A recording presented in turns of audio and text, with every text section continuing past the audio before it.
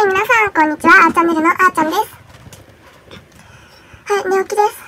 8時くらいに起きて、今8時半くらいで、9時近くになっていると思います。これ全部冷凍してあります。なんか、目玉焼きカメロンパン。新たなカメロンパンができました。はい、では、これから触っていきましょうか。ちょっと濡れてますね。ほんの少しだけ置いといちゃったから、溶けてますね。冷凍庫の時カチカチでしたね。でもめっちゃ低反発になってます。めっちゃ硬いです、今。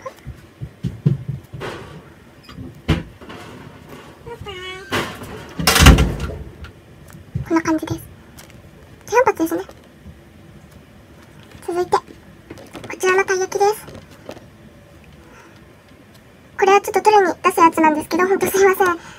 冷凍してから、取れ希望っていうか、私が、これもどうですかみたいなことになって、すいません。で、今ちょっとね、これはちょっと先に、取れ希望決まってから出しておいたので、ちょっ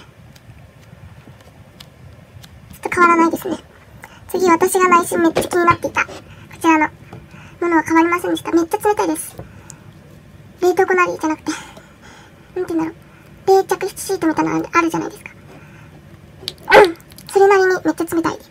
次はたい焼き目玉焼き。これゴミついちゃうんでね。次、こちらのカメロンパン。硬いですね。うわ、めっちゃ低反発。やば。うわ、すごい。全然戻んないです。うわ、すごい。すごいですね。裏も低反発です。ぺっちゃんこになった。いくよ。おりゃ。カメロンパンが潰れてる。は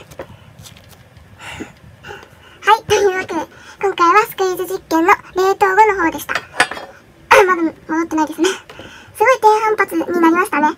で、ちょっと諸事情があって、冷凍